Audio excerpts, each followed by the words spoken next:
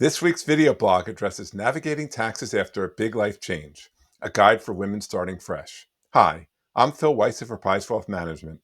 If you're a woman navigating taxes after a big life change, whether it's due to divorce, the loss of a spouse, or simply stepping into a new chapter, understanding your taxes can help you take back control and make more confident financial decisions.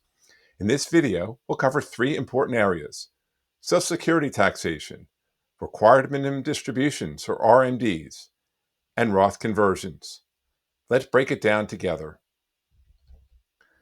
Did you know your Social Security benefits can be taxable? Depending upon your income, up to 85% of your benefits might be subject to federal income tax. Here's how it works. The IRS uses something called your provisional income to determine taxation. Provisional income represents the sum of your adjusted gross income, any tax-exempt interest, and one half of your Social Security benefits. If you're single and your provisional income is over $25,000, you likely owe taxes on a portion of your benefits. If you're married, filing jointly, that threshold jumps to $32,000. This often catches people off guard, especially after a major transition when your income sources change. You also want to be wary of the Social Security tax torpedo. When your income is close to one of the provisional income thresholds, your tax rate could be abnormally high. If you've saved in a traditional IRA or 401k, you'll eventually have to start taking required minimum distributions, or RMDs, starting at age 73. The age for RMDs increases to 75 if you were born in 1960 or later. Here's why this matters. RMDs are fully taxable as ordinary income, so even if you don't need the money, the IRS still wants its cut. If you're recently widowed or divorced, your filing status may shift from married filing jointly to single or head of household. This could cause your tax bracket to change, meaning you will now pay taxes on your withdrawals at a higher rate than you did when your filing status was married filing jointly. This is what makes planning so important. Roth conversions are one way to take control.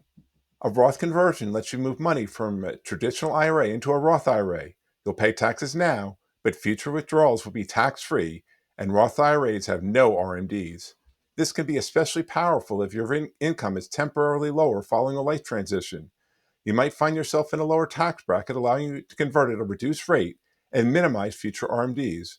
When it comes to taxes, you want to focus on paying the lowest amount of taxes over a period of years rather than in any single year. Roth conversions can also help reduce or eliminate higher Medicare premiums due to IRMA, or the income-related monthly adjustment amount. As your income surpasses certain thresholds, you pay more for Medicare insurance. This issue is also addressed in the Social Security tax torpedo. Could it happen to you?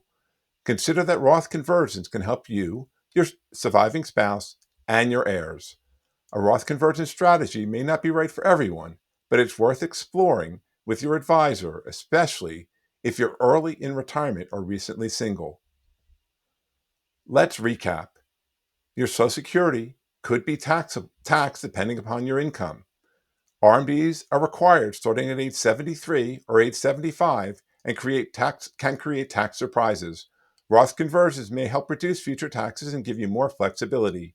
Roth conversions can help reduce the likelihood of paying higher Medicare premiums based on your income. Navigating taxes after a big life change can feel overwhelming, especially if you're starting fresh after a significant life change. But with the right plan, you can approach this next chapter with confidence. At Apprise Wealth Management, we help women in transition take the right next step financially and personally. If you'd like to talk about your retirement strategy, schedule a free call with me. Let's figure out how to turn uncertainty into opportunity. Thanks for watching and have a great day.